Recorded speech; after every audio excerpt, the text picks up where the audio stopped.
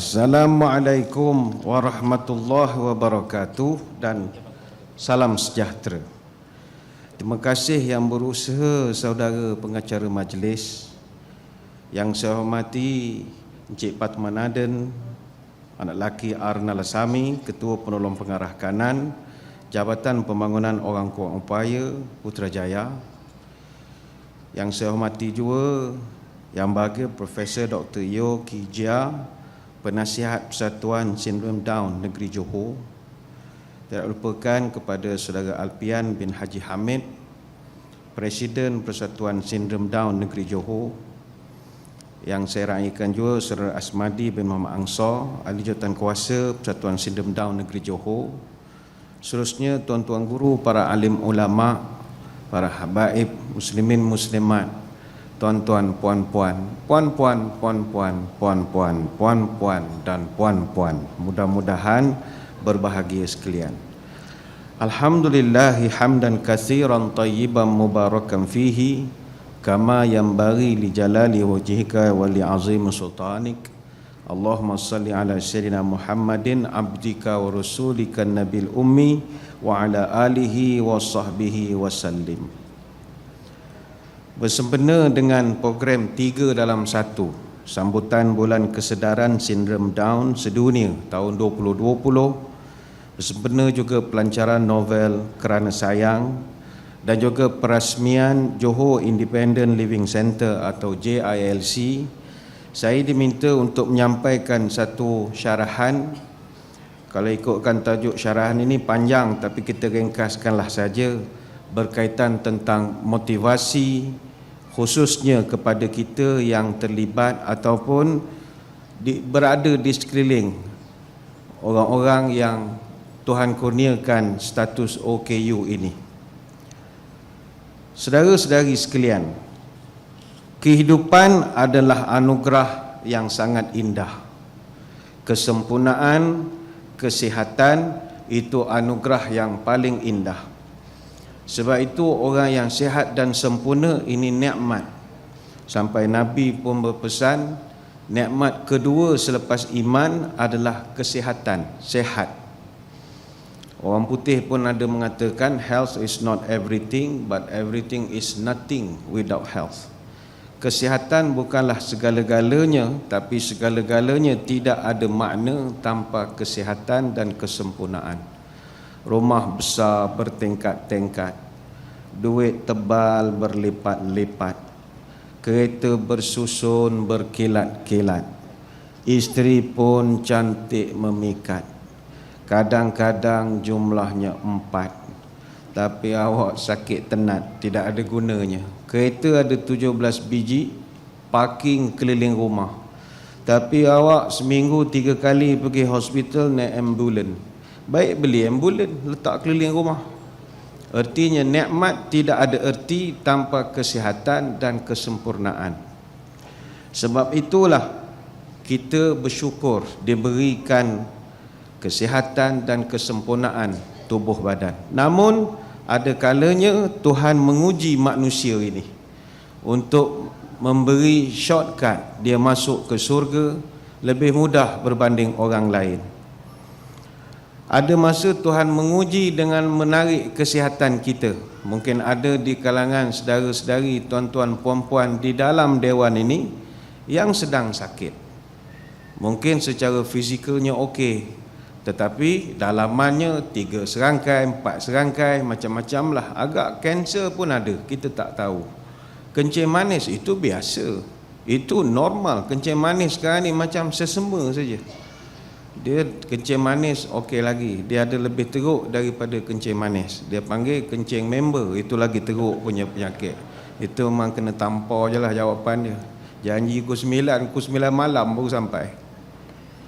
Dalam konteks majlis kita pada pagi ini, kita membicarakan tentang OKU, Golongan Orang Kelainan Upaya, yang mana pihak Dewan Bahasa dan Pustaka begitu rajin telah keluarkan istilah-istilah berkaitan OKU ini di dalam Perbendaharaan Bahasa Melayu. Ada dipanggil masalah tuna rungu wicara. Oh, ini ada tuna ni jangan lapar pula bila mendengarnya. Itu bahasa baru, kurang pendengaran ataupun masalah berbicara. Masalah pendengaran ini sama ada dari segi konduktif, sensory neural, ataupun ada yang mix lah, saraf deria ataupun gangguan aliran bunyi. Dan sejak daripada pandemik ini, golongan-golongan tuna rungu wicara ini yang kurang pendengaran dan masalah bicara pertuturan ini, mereka antara golongan yang sedang menghadapi stres sekarang ini. Rakan-rakan kita di hospital memberitahu aduan ataupun masalah kemurungan sedang meningkat, khusus di kalangan OKU, masalah pendengaran dan pertuturan. Sebab mereka selama ini dia communicate dengan dunia dengan melihat pergerakan bibir manusia. Walaupun dia tidak faham sign language, tapi dia boleh faham pergerakan bibir kita. Namun sejak kita dipaksa untuk menutup mulut masing-masing menggunakan topeng, mereka dah tak tahu apa yang sedang berlaku. Dan mereka merasakan dunia begitu sunyi sekali sekarang ini. Kerana semua orang dah tak nampak senyum ke masam ke, tak tahu. Basic communication, senyum, tak tahu orang tu senyum ataupun tidak. Tadi nak masuk, ada yang ajak bergambar. Kalau ikut SOP, kenalah tutup pakai pelitup. Senyum sikit ustaz. Nak senyum macam mana? Pakai tutup. Jadi kecilkan mata je lah. Konon-konon senyum. Bayangkan, basic communication dah tak boleh buat. Bayangkanlah kita nak communicate dengan golongan tuna rungu wicara ini. Ada yang istilah dipanggil masalah tuna netra, disfungsi organ penglihatan. Ini bahasa baru. Ada masalah tuna daksa ataupun kecacatan pada tubuh. Nah, ini banyaklah istilah-istilah perubatan yang saya pun tak reti juga nak menyebutnya. Hemiplegia, triplegia, paraplegia, kuat mentah apa-apalah, dia punya ada istilah-istilah itu. Sama ada cacat anggota tangan, kaki, satu bahagian kaki, satu bahagian tangan. Itu ada istilahnya tuna daksa. Dan dalam konteks khusus kita pada pagi ini, masalah tuna grahita ataupun Down syndrome juga dikenal dengan mental retardation. Namun walau bagaimanapun kondisi kita sebagai hamba, tak boleh tidak kita mesti bersyukur. Apa sebab? Kerana Tuhan tidak mencipta manusia ni dengan kekurangan. Dan apa yang berlaku pada kita bukannya kekurangan, tetapi keunikan dan juga kelebihan. Sebab itu istilah orang kurang upaya telah dihapuskan. Kita guna istilah orang kelainan upaya sahaja. Kerana Tuhan tidak akan mencipta satu-satu ciptaannya itu ada masalah macam kilang, ada default, ada masalah. Tidak, Tuhan cipta yang paling sempurna sekali, ahsan taqwim. Ini bagi orang Islam, dia faham dalam Quran Tuhan menyebut aku ciptakan makhluk masterpiece yang terbaik adalah manusia. Jadi dia bukannya kurang tapi kelainan, semuanya ada hikmah. Teringat saya satu kisah. Ada satu, ni cerita zaman dahulu kala. Ada satu orang pakcik duduk di kampung, dia miskin. Semua orang kesian pada dia. Tapi zaman tu habit liu tidak ada lagi lah zaman itu. Jadi dia miskin sajalah, tak ada orang tolong sangat. Kecuali Tok Penghulu, ketua kampung datang hantar bantuan. NGO adalah 2-3 hantar. Ramai yang mengatakan kesian pakcik miskin. Zaman-zaman sekarang ni pakcik ni miskin, harta pun tak ada. Pakcik ni memang miskin. Dia hanya duduk dengan anak laki-laki dia, isteri dah meninggal. Hartanya hanyalah seekor kuda saja. Kuda tu pula kuda betina, tak boleh guna bawa bekerja pun. Asyik melawar je kerja. Kuda tu je lah kerja.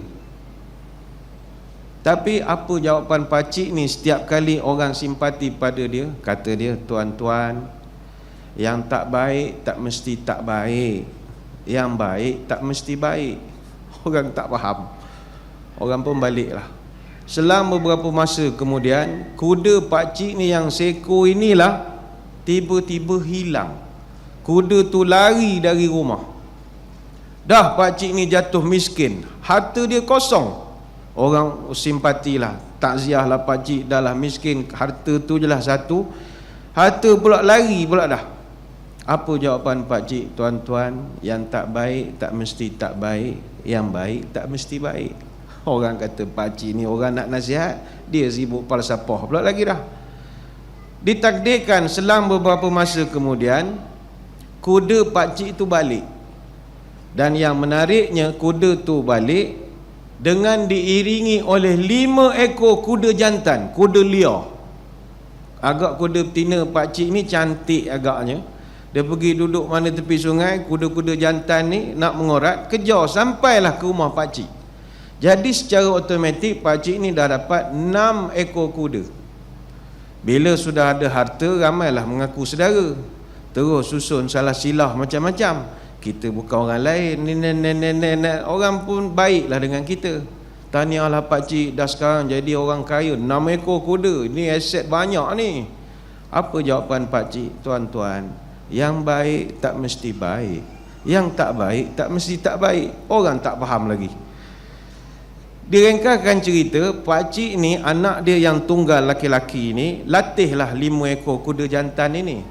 Kuda liar perlu dilatih baru boleh diguna. Yalah, nak melatih kuda bukannya senang. Horse whispering ni bukannya senang. Jadi ditakdirkan adalah kuda-kuda ini mengamuk, tendang anak pakcik ini, sehingga anak pakcik ini jadi cacat ataupun kakinya dah tak boleh digunakan lagi. Gempar kampung, orang datang ucap simpati. Allah, takziahlah pakcik, dulu susah, Tuhan bagi senang. Bila dah senang, anak pula dah jadi OKU macam ni. Takziahlah pakcik.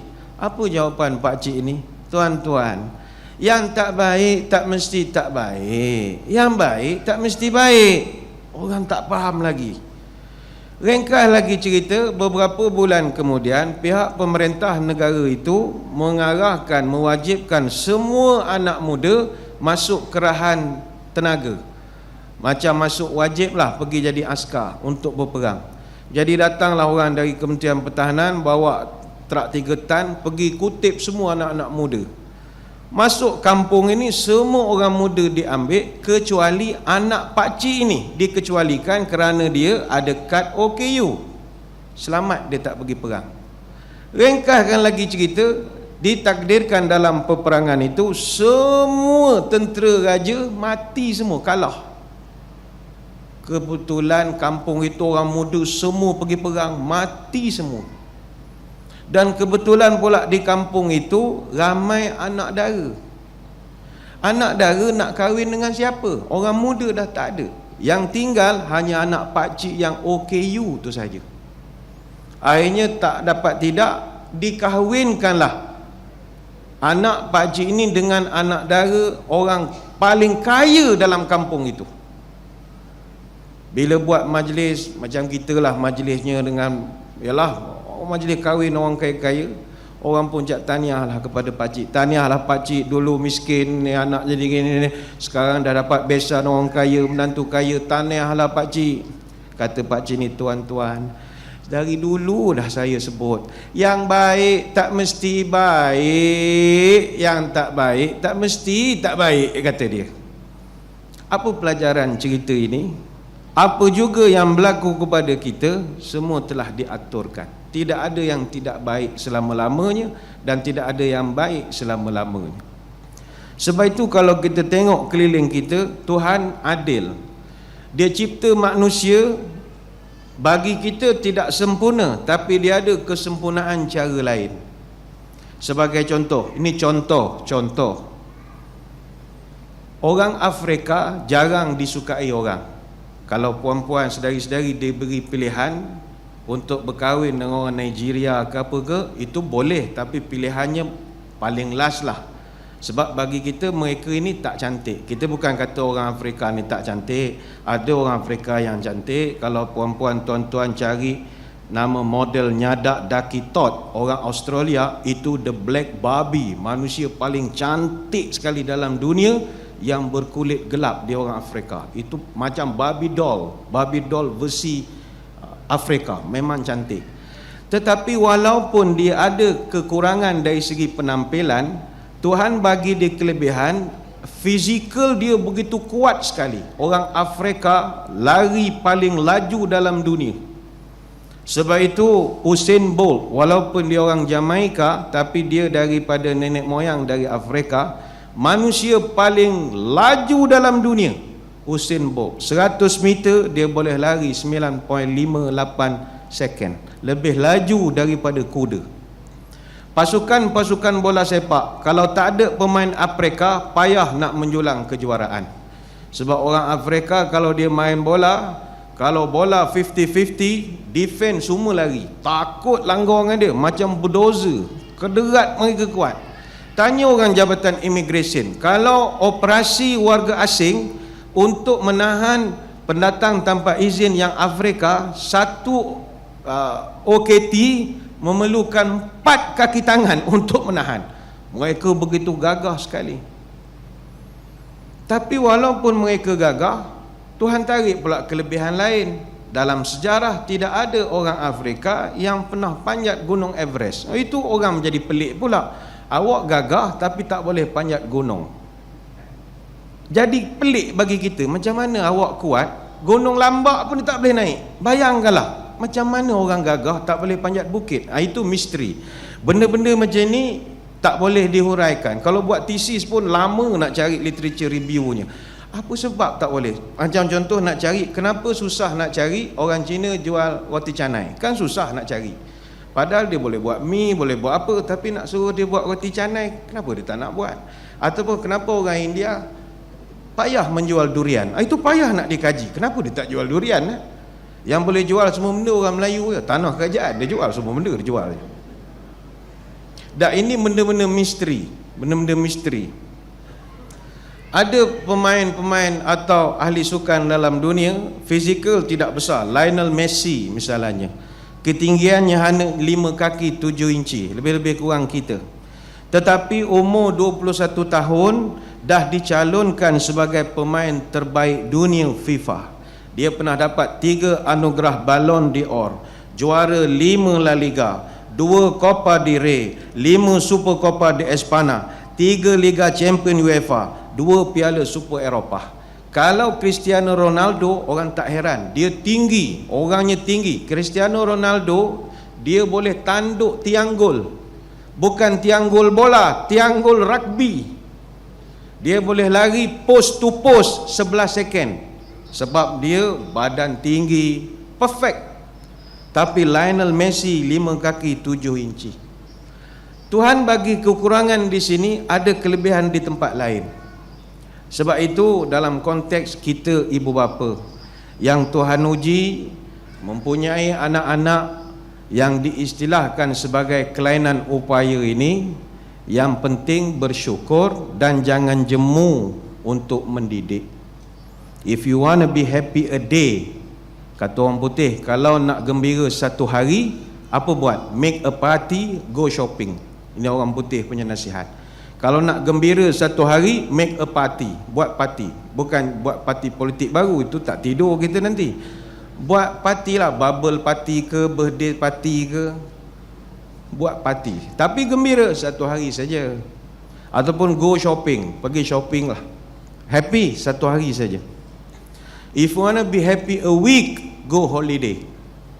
Nak gembira seminggu, pergi bercuti. Macam sekarang di resort sebelah ramai family yang datang bercuti, suka hilangkan stres. Tapi satu minggu saja. If you want to be happy a year, grow a garden. Kalau nak gembira setahun, tanam pokok, happy, tapi setahun. Start daripada beli di nursery, kita jaga dia sampai keluar hasil, memang happy. Tapi lepas makan habis lah. Habis lah, alamak makan pula. Tak makan, rugi awak tanam kacang bendi macam-macam. Maka orang putih kata, if you want to be happy for a long time, develop a human being. Tapi kalau nak gembira seumur hidup, bangunlah potensi pendidikan anak-anak kita, manusia ini, khususnya anak-anak kita. Sebab itu bagi orang Melayu, orang tua-tua dulu pun beletih untuk sentiasa mak ayah ini Mendidik anak-anak jangan jemu sehingga timbul kata-kata sedang rebung baik dipatah, jadi buluh melepuh jari. Kalau anak tidak dilatih, jika besar ibu bapanya letih. Dengan anak janganlah alpa, supaya malu tidak menimpa. Bila banyak berlebihan suka, itulah tanda hampir duka. Supaya anak menjadi orang, tunjuk ajar janganlah kurang. Supaya anak menjadi manusia, ditunjuk diajar sehabis daya. Supaya anak hidup selamat, ditunjuk diajar sepenuh minat. Supaya anak tidak terlantar, kecilnya dididik, besarnya diajar. Anak dididik pada yang baik, diajar pada yang benar, ditunjuk pada yang elok, diasuh supaya senonoh, diasah supaya menakah, dicanai supaya pandai, dituntun supaya santun. Tak boleh tidak, kita mesti didik. Dengan pendidikan itulah yang menjadikan anak-anak kita ini berubah nasibnya pada masa akan datang. Cuma tadi yang Prof sampaikan, ya, ada kebenarannya.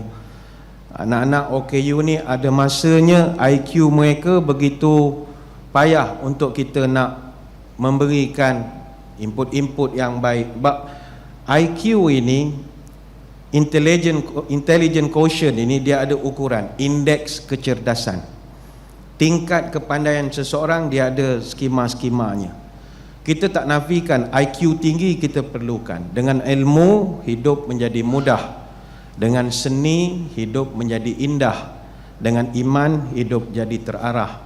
Sebab itu dalam dunia ada satu society namanya Mensa International, High IQ Society. Kalau nak layak jadi ahli Mensa International, kena skor 148 and above to qualify for Mensa membership. Tuan-tuan boleh apply online. Dia punya soalan, soalan tak susah, masanya pendek, itu saja. Kalau kita boleh laju menjawab, boleh jadi ahli dia. Dia manusia ni, dia punya tingkat-tingkat IQ dia tu ada ukuran. Kalau 115 sampai 124, yang ini kebiasaannya above average lah. Biasanya siswa-siswi universiti, student university, 115, 124. Kalau 125 sampai 134, ini orang yang biasanya post graduate students, orang gifted lah, dia ada kerajinan dan juga kecerdikan. 135 sampai 144 ini intellectuals, highly gifted. Ada yang 145 sampai 154, ini professors, ini orang panggil genius. Kalau 155 sampai 164, ini Nobel Prize winner.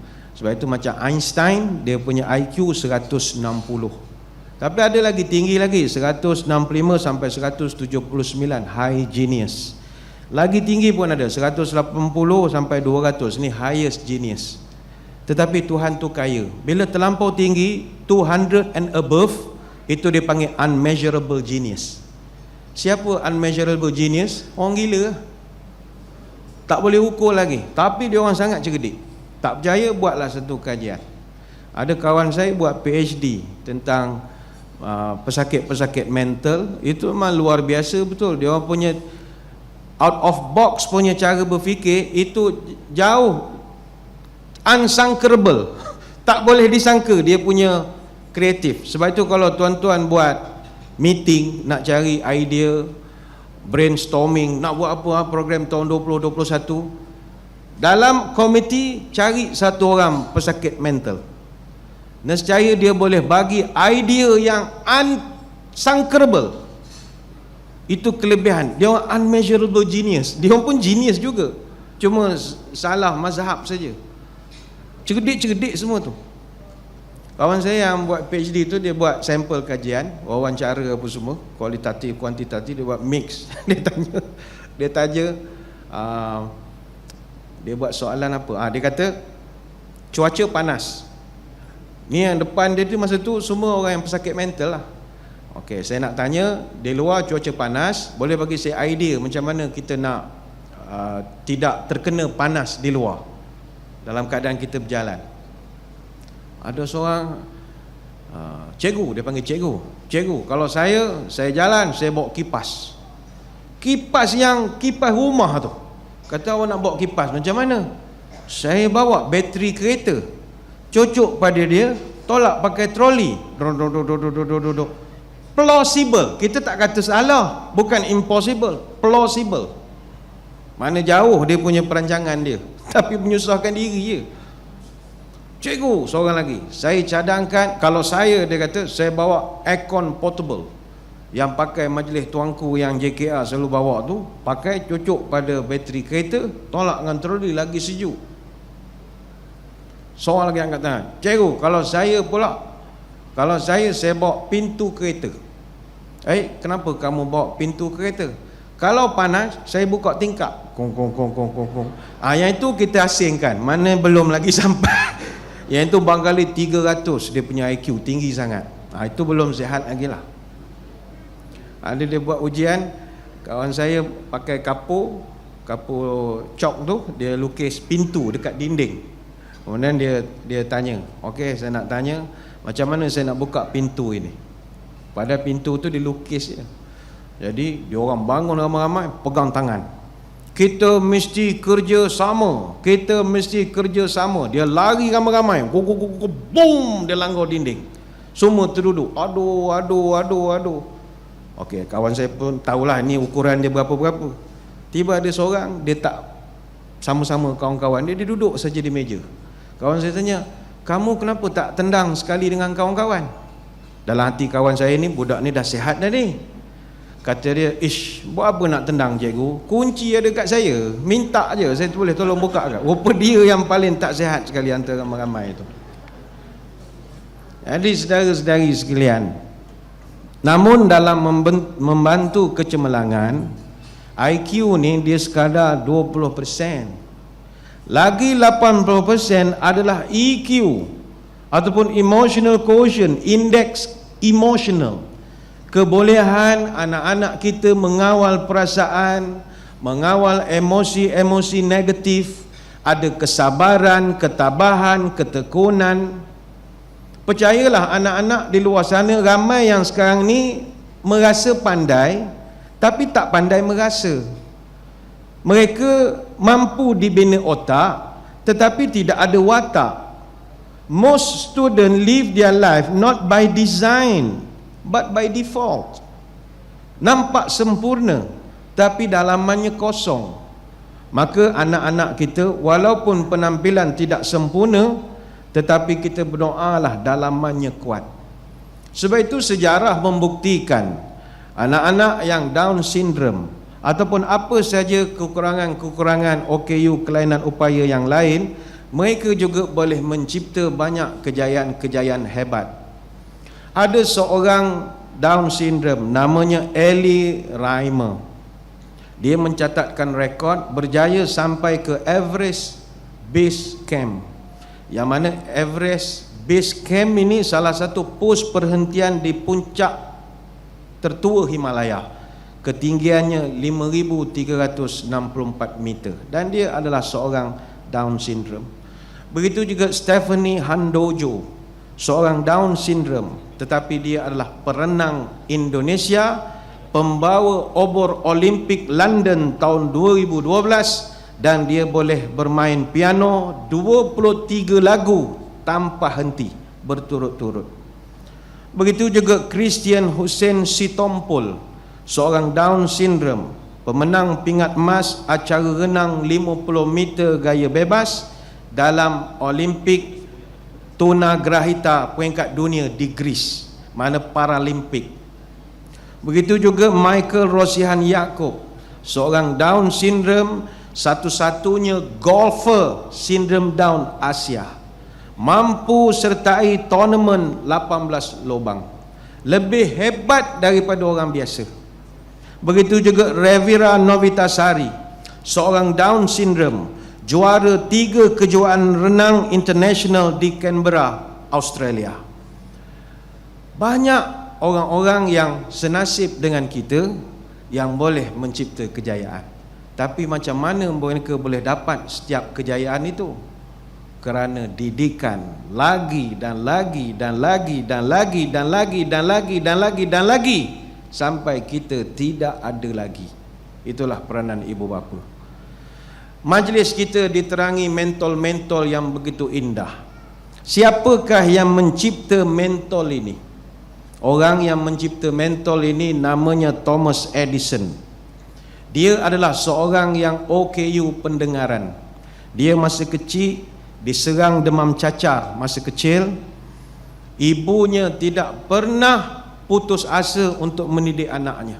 Di saat orang lain ketika itu anak-anak yang OKU dibiarkan saja melarat, tapi maknya tak pernah jemu didik Thomas Edison. Akhirnya tahun 1879 dia berjaya mencipta mentol selepas mencuba sebanyak 9,999 kali dan dia gagal. Cuma kali ke-10,000 barulah mentol tersebut menyala. Dan bukan setakat mentol, Thomas Edison memiliki 1093 hak cipta yang dipatenkan di atas nama beliau, dan dia adalah seorang OKU. Ludwig van Beethoven, maestro musik terkenal, tahun 1798 pendengarannya merosot. Akhirnya dia terus hilang pendengaran. Bayangkan seorang ahli muzik hilang pendengaran, pasti bunuh diri. Sebab muzik dan pendengaran tu tak boleh berpisah. Sebab muzik bukan benda dilihat, tapi benda didengar. Tetapi Ludwig van Beethoven tidak pernah kecewa dalam kehidupan. Dia berusaha dan dia melahirkan begitu banyak karya masterpiece.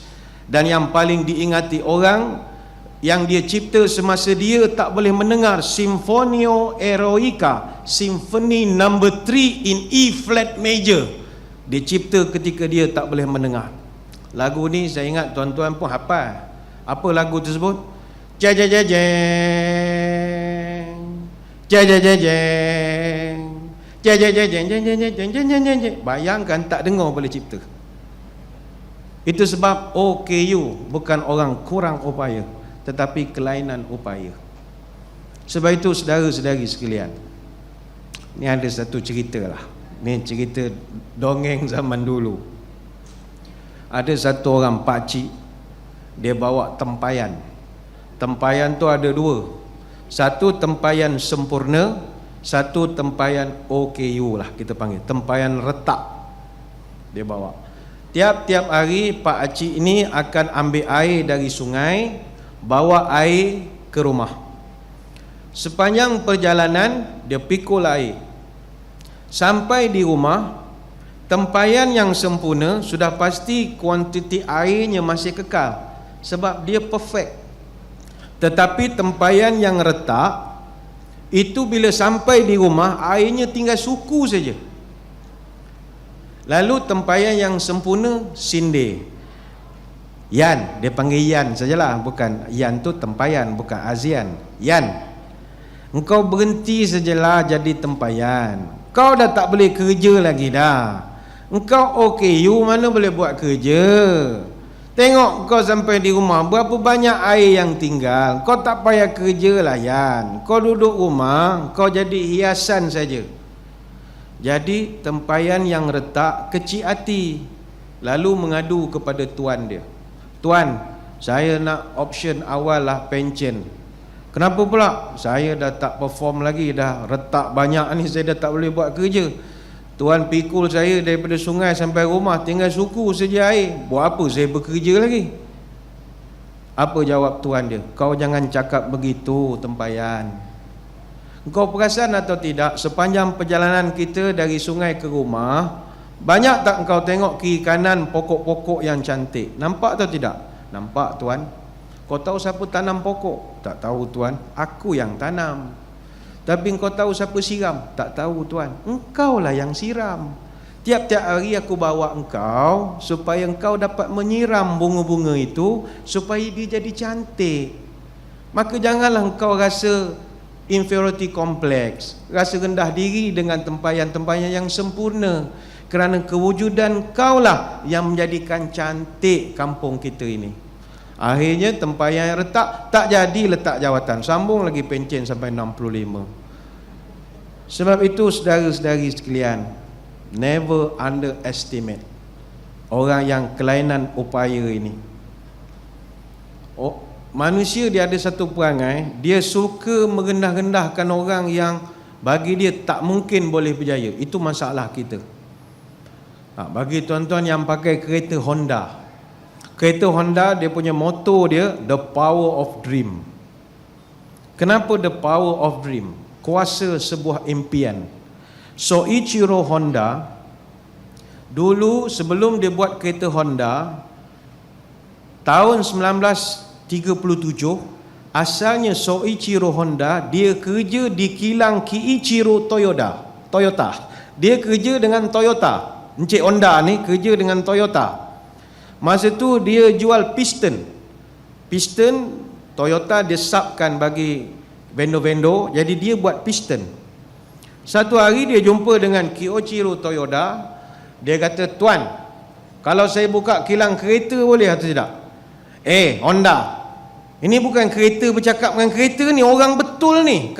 Kereta boleh bercakap. Ni bukan cerita dongeng, ni cerita betul. Honda, kau tak payah berangan, kau kerja saja dengan aku sub untuk kau buat saja piston. Kau ingat senang nak buka kilang kereta? Sudahlah, buat apa yang patut. Soichiro Honda balik ke kilang dia. Dalam buku sejarah direkodkan, dia berdiri atas kotak limau. Dia bercakap dengan pekerja dia. Hari ini Toyota, dia kata aku takkan boleh buka kilang. Tapi mulai hari ini aku akan buktikan kereta kita akan boleh challenge kereta dia. Tahun 1948 dia berjaya membuka Honda. Dan sampai sekarang Honda adalah saingan utama kepada Toyota. Dan dia letakkan tagline the power of dream. Dia nak beritahu kepada seluruh manusia, jangan berhenti bermimpi. Kerana mimpi itulah yang memberikan positif dalam diri kita. Sebab itu Honda lagi berjaya daripada Toyota. Kereta government yang baru pun Honda lagi. Honda. Toyota tak boleh. Ni ada iklan ke? Tak ada iklan. Marah pula orang Toyota kan. Tapi kita tak. Kalau orang kutuk, kita rasa kita kekurangan daripada orang lain, terus aku sudah tidak sempurna lagi, aku tak guna hidup, nak terjun jambatan sajalah. No. Tuhan tidak buat kita ini lemah. Always think positive. Mari kita belajar daripada makhluk-makhluk ciptaan Tuhan. Tuan-tuan tengok sekeliling, cicak yang merayap di rumah kita. Tuan-tuan, cicak ni antara haiwan yang tak pernah komplain. Padahal dia punya rezeki cukup susah. Ni kita musim-musim, ialah dulu orang meniaga tahun 2020 BC ni before Covid lah. Mereka begitu bagus sekali perniagaan. Tapi after Covid ni banyak yang dah gulung tikar. Baru-baru ni pun di Johor Bahru ada orang viral hantar gambar kedai-kedai, rumah-rumah kedai fosil. Kesian penuh, ingatkan poster pilihan raya, rupanya orang jual kedai apa semua. Ramai yang merasa begitu susah, lantas ada ambil tindakan bunuh diri. Jangan. Kita ambil pelajaran daripada cicak. Tuhan cipta cicak tak ada sayap, tak boleh terbang. Tetapi makanan dia semua binatang terbang. Logiknya cicak berhak bunuh diri, cicak berhak protes pada Tuhan. Tuhan, ini tidak adil. Saya cicak tak boleh terbang. Kenapa makanan saya semua yang terbang? Matilah ini macam. Tapi cicak never complain. Sebab dia tahu Tuhan Maha Adil. Walaupun cicak tidak boleh terbang, tapi Tuhan memberi kepada dia lidah yang sangat fleksibel. Ketika binatang serangga terbang depan dia, dia jelir saja lidah, kenyang dia satu hari. Dia tak perlu jadi kucing, terpaksa lalu dekat kaki orang, nyaw buat muka seposin baru dapat. Itu pun kalau dapat. Kalau terajang dia orang lagi, curi ikan memang kena terajang lah. Seksa kucing nak mendapat makan. Kadang kalau nyamuk, kesian nyamuk yang pejabat kesihatan daerah suruh kita fogging macam-macam, darah kita ini makanan dia. Ingat dia nak sangat isap darah kita ni. Kalau dia boleh makan nasi, dia lama dah makan nasi. Ini makanan dia. Tapi macam mana kita ya, dia nak cari rezeki, tak dapat kita kasih can. Maghrib tutup tingkap, gerbu. Boleh spray, spray. Tak cukup spray, pasang lagi yang current punya. Ada setengah orang pasang kelambu pula lagi. Tapi nyamuk tak pernah komplain. Sama juga burung yang mencari rezeki terbang bebas ini. Setiap pagi burung sejam sebelum sembahyang subuh dia sudah bangun. Itu perangai burung. Dia akan terbanglah.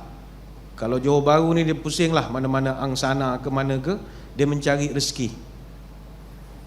Tengah hari dia balik. Kadang-kadang dia balik, makanan yang dia bawa hanya cukup untuk dia saja. Kadang-kadang makanan dia bawa bolehlah makan dengan anak-anak dia. Tapi ada hari dia tak bawa apa-apa makanan pun. Tapi pernahkah tuan-tuan menengok ada burung bunuh diri? Never. Susahnya makanan musim-musim PKPB ni. Langgar je lah bas. Kong dia langgarnya hotel ke double tree, tak pernah. Tidak ada burung yang pernah bunuh diri. Bahkan tanpa gagal, setiap hari burung berkicau riang seolah-olah tak ada problem. Dia menyanyi tiap-tiap pagi, padahal dia nak makan apa pun dia tak tahu hari itu. Kuik. Menyanyilah, kamen suka dia menyanyi. Kita baru tak ada job, muncung. Mati laku. Habis aku. Bunuh diri. Malu dengan burung ya. Burung malu. Ada satu lagi haiwan, ini lagi kita kena malu dengan haiwan ini. Apakah haiwan tersebut? Cacing. Cacing ni tuan-tuan, saya gelarkan cacing OKU total. Tidak ada kelayakan untuk survive pun. Tak ada kaki, tak ada tangan, tak ada mata, tak ada telinga. Tapi berapa orang kalangan tuan-tuan pernah tengok cacing bunuh diri? Never. Bahkan cacing gemuk-gemuk duduk dalam tanah. Dia nak kerja terbang tak boleh, tangan nak. Kita ada kekurangan lain, masih ada tangan, setakat menampar orang boleh lagi. Kalau tak ada tangan, ada kaki boleh lagi terajang-terajang orang. Cacing apa yang dia buat? Tapi cacing tak pernah bunuh diri. Dia happy saja kehidupan dia.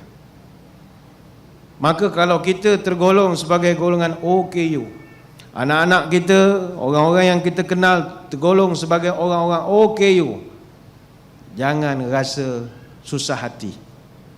Teruskan kehidupan. Kerana kita bukannya kekurangan, tetapi kelainan. Ayo optimis. Sebab itu saya suka nak kongsi pada pagi ini. Mungkin kepada rakan-rakan kita yang bukan Islam boleh share lah. Ini knowledge. Kalau bagi orang Islam, ulama-ulama yang tersohor dalam Islam kebanyakannya adalah OKU. Ulama-ulama tersohor. Atha ibn Rabi'ah, dia ni ulama tabi'in dan seorang ahli fiqh terkemuka di Mekah zaman Umayyah. Dia ni seorang yang kakinya itu dia macam tempang kakinya dan tangannya lumpuh. Tetapi dia seorang ulama yang begitu handal sekali dalam bidang fiqh. Sebab itu dia punya tangan itu lumpuh. Akhirnya dalam satu peperangan yang disertai dengan Abdullah bin Zubair, tangan dia itu terputus pula lagi. Tapi masih lagi dia mampu bergelar seorang cendekiawan yang sangat disegani. Begitu juga perawi-perawi hadis. Ramai perawi-perawi hadis yang kita kenal nama-nama mereka adalah ulama yang OKU sebenarnya. Sebab itu ada yang dapat gelaran Al-A'raj. Ulama nama Al-A'raj itu maknanya dia ni tempang, capek. Memang kakinya tempang. Sebagai contoh Abdurrahman ibni Hurmus Yahya bin Zakaria, Muhammad bin Yusuf rahimallahu alaihim ajma'in. Ada yang ulama digelarkan Al-A'mash. A'mash ni dia punya rabun sampai dah tak boleh nampak. Dia membaca tu dah begitu dekat sekali, tapi masih lagi menjadi ulama yang terkenal. Bukan sekadar, ada ulama yang ada bukan sekadar rabun teruk, Al-Asam, pekak pula lagi. Siapakah yang terkenal sebegitu? Imam Tirmizi, yang kita sering baca hadisnya, riwayat Imam Tirmizi, itu OKU itu. Sebab itu saudara-saudari sekalian, jangan rasa rendah diri, teruskanlah kehidupan. Kurang-kurang kita ada tulang 4 kerat. Ulama-ulama ini apa pun tak ada, perlu dibantu untuk menulis kadang-kadang. Sebab itu marilah kita letakkan dalam diri kita optimis dan perlu ada keberanian menjalani kehidupan. Sudah-sudahlah menangisnya. Menangis tidak akan menyelesaikan masalah. Macam ada satu cerita dongeng, ada seekor keldai, dia jatuh dalam lubang. Dia minta tolong. Bunyi keldai lah. Tiba-tiba tuan dia yang dah kehilangan keldai, dia dengar dari jauh, itu macam keldai aku. Dia pun pergi tengok. Tengok dalam perigi buta. Jatuh dalam perigi buta. Tuan dia fikir, macam mana aku nak selamatkan dia ni? Keldai ni bukannya ringan. Jadi tuan dia berfikir, mungkin ni lah Tuhan nak bagi aku petunjuk. Keldai ni pun dah tak boleh bekerja. Aku tanam sajalah, dah halang kepalang duduk dalam lubang begini, panggil orang kampung gotong royong, kita ke bumi kan jelah, terus senang. Alang kepalang.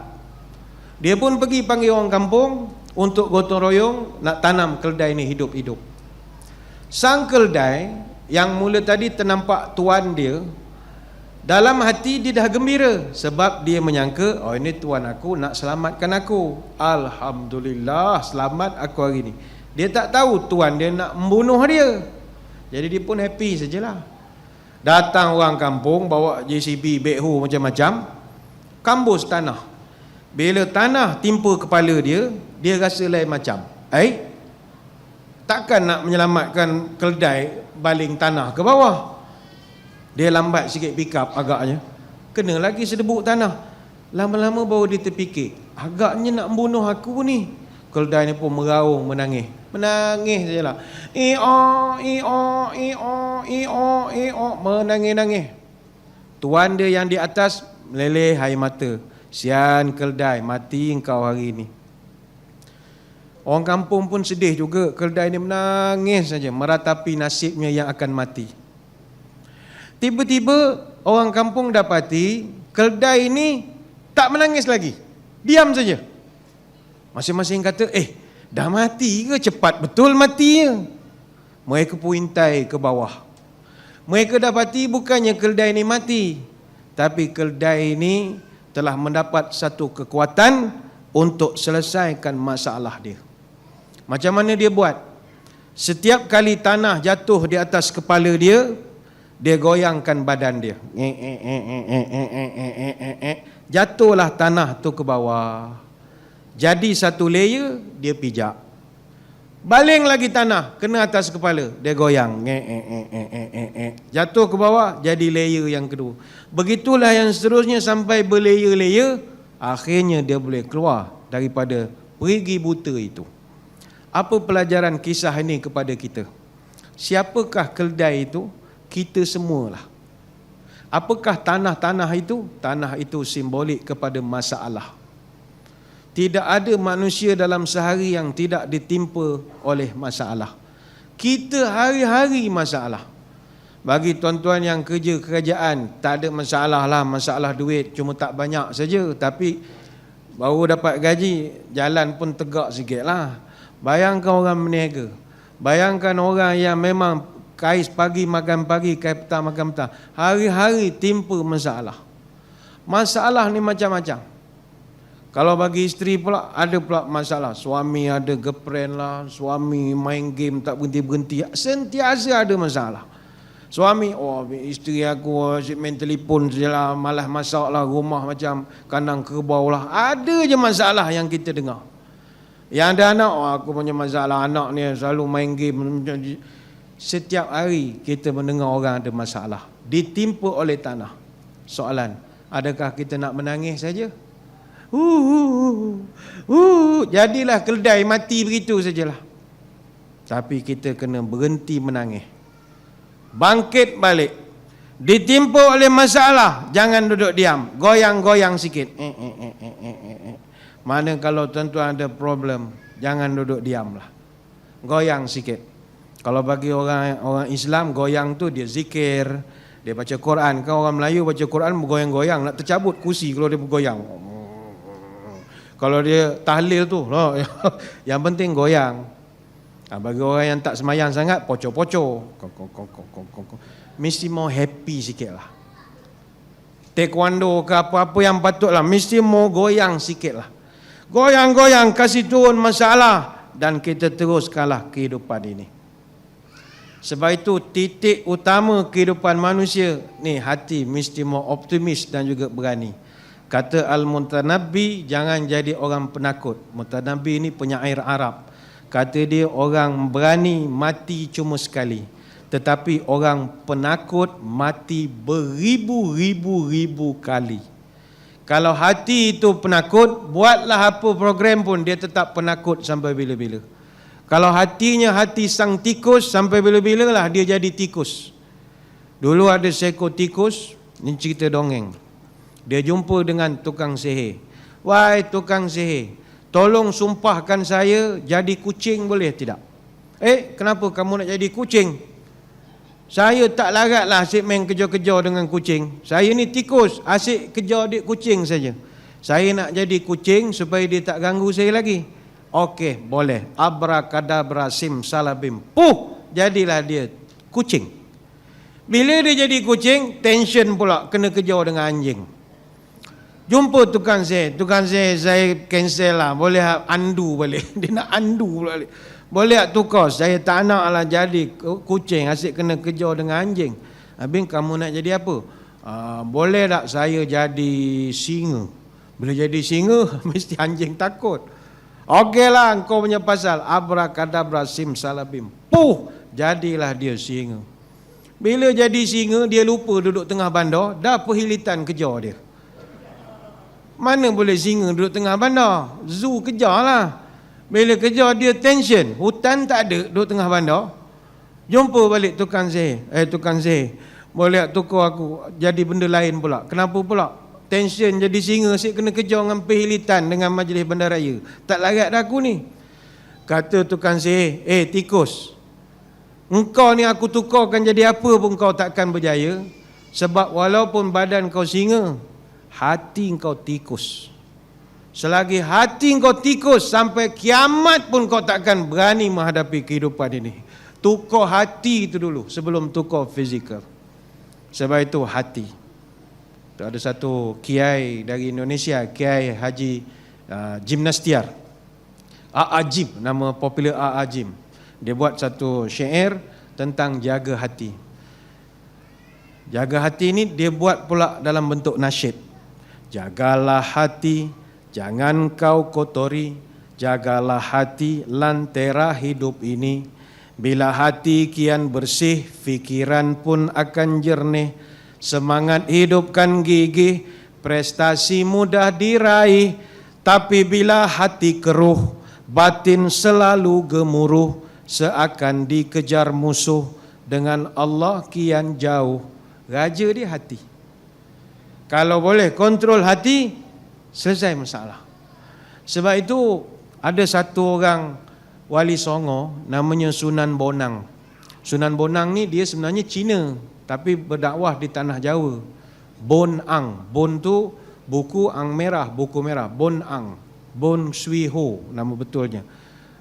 Bon Siu tu motor kan, Honda Bon Siu lain, ni Bon Sui Ho. Lebih kurang lah keliru, tapi panggil Sunan Bonang. Sunan Bonang. Dia fasih bercakap Jawa. Orang tanya kepada dia, wahai kiai, macam mana kita nak tenangkan hati dalam kehidupan? Ni khusus untuk yang Muslim boleh amalkan. Kata dia tombok hati iku 5 perkarane. Kaping pisan maca Quran lan maknane, kaping pindho salat wengi lakanono, kaping telu kang soleh kumpulono, kaping papat kudu wetang kang luwe, kaping 5 zikir wengi kang suwe. Salah sawijine sapa bisa ngelakoni, mugi-mugi Gusti Allah nyembadani, kata dia. Ini bagi yang muslim boleh amalkanlah kekuatan hati. Nombor 1 kata dia, kaping pisan maca Quran lan maknane mesti kau rajin baca Quran.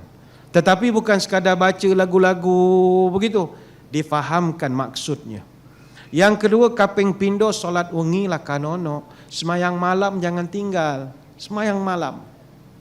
Yang ketiga, kaping telu kang soleh kumpulono, selalu berkumpul dengan orang-orang saleh, dengan orang-orang alim mesti selalu berkumpul. Kita dapat kekuatan dalaman. Orang baik-baik mesti selalu berkumpul. Yang kaping papat kudu hutang kang luwe. Yang keempat katanya banyakkan berpuasa.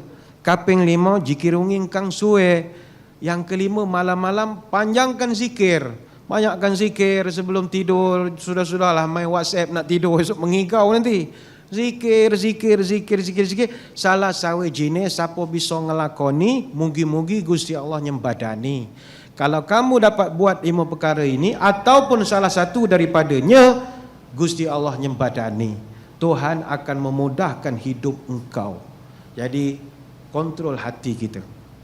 Yang ketiga, marilah dalam kita menghadapi saudara-saudara, orang-orang terdekat kita atau diri kita sendiri yang merupakan OKU, never underestimate kita punya potential.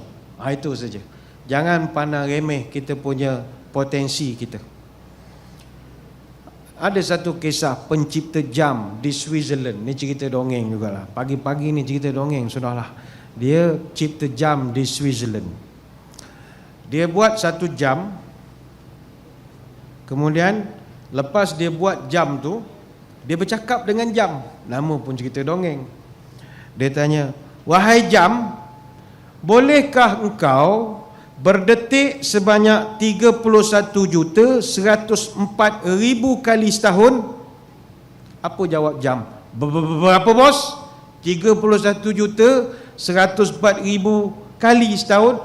"Oh, tak boleh bos, juta-juta ni mati saya. Saya takkan mampu nak buat, saya bukannya besar sangat." "Okeylah," kata tuan dia. "Boleh tak engkau berdetik 86.400 kali satu hari?" "Berapa tuan?" 86.000. Banyak tuan, puluh-puluh ribu ni saya tak boleh tuan." "Okeylah. Boleh tak kau berdetik 3.600 kali setiap jam?" Itu pun tak boleh tuan. Jarum saya ni ramping-ramping tuan. Macam mana nak berdetik 3.600 kali sejam? Tak boleh tuan. Tak logik. "Okeylah," kata tuan dia, "boleh tak kau berdetik sekali je setiap saat?" "Itu boleh tuan. Itu no problem. Sekali satu saat?" "Iya." "Okey bos, saya akan buat." Dia pun berdetik lah. Tik, tik, tik, tik, tik. Tanpa dia sedar, dalam setahun dia telah berdetik 31.104.000 kali setahun. Tanpa sedar. Walaupun jarumnya begitu halus sekali. Tik, tik, tik. Dan dia bergerak tanpa tuan-tuan sedar pun benda yang ada di tangan tuan-tuan. Sebab itu jangan underestimate. Sehalus mana pun kita tetap boleh melakukan. Kalau kita ndak, hati kita ini, kalau ndak, boleh dilakukan. Yang penting, marilah kita happy sajalah. Jangan sedih-sedih, jangan duka cita, jangan pandang orang yang lebih hebat daripada kita dari segi penampilan dan fizikal. Ingat, Nabi bagi orang Islam, Nabi pesan dalam hal duniawi, jangan pandang orang yang lebih daripada kita. Tapi dalam hal ukhrawi, hal akhirat, jangan pandang orang yang lebih teruk dari kita. Apa maksudnya? Kalau hal duniawi, jangan pandang orang yang lebih hebat. Contoh, kita bawa kereta Proton Saga, sampai di traffic light, orang di sebelah kereta sebelah kita kereta Maserati bagi contoh. Maserati dalam Malaysia ada berapa biji je. Kita pun tengok sebelah. Muda lagi dah pakai Maserati. Bilalah aku nak dapat kereta begitu. Sebab apa jadi begitu? Tak bersyukur sebab pandang Maserati. Cuba pandang orang buat motor di sebelah. Allah siannya dia bawa motor. Bawa motor. Aku walaupun Proton Saga lama, radio ada, aircon ada, taruh minyak 50, Batu Pahat lepas lagi ni. Okey. Motor nak pergi Batu Pahat, mimpi lah kalau motor macam ni. Kerang punggung nak menyampaikan. Syukur. Yang bawa motor jangan pandang bawa kereta. Pandang pada siapa? Pandang pada orang yang naik basikal. Sekarang kan ramai orang naik basikal hari Minggu. Tertonggeng-tonggeng bawa basikal sekarang ni. Tak apalah, exercise, no problem. Tapi janganlah pakai ketat sangat. Perempuan cerita lain. Yang laki-laki ni pakai ketat, geli lah kita tengok.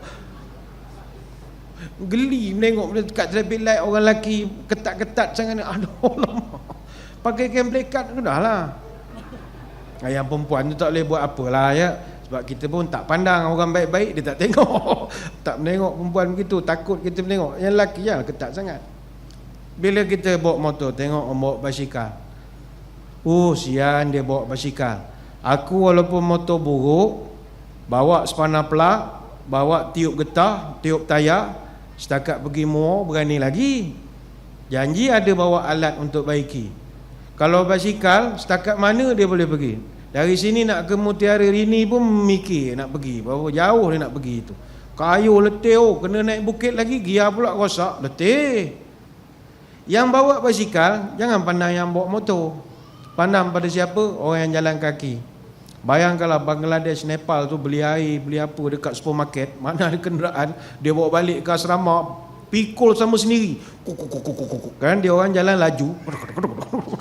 Dalam hati kesiannya dia orang. Bawa penat, pikul berat atas ni. Ada yang terror timbang barang letak atas kepala jalan. Kesian. Sabtu Ahad tak boleh plastik pula. Dia tak tahu Malaysia tak boleh shopping pakai plastik. Bawa berat atas kepala begini. Jalan kaki. Nak naik Grab, tak ada pula telefon nak ngode-ngode Grab. Tak sedih kita menengok. Kita yang kayu basikal akan rasa, alhamdulillah aku ada kat basikal. Yang jalan kaki, jangan pandang orang yang bawa basikal. Pandang orang yang lebih bawah lagi. Pandang siapa? Pandang orang yang tak ada kaki. Kita akan jadi bersyukur.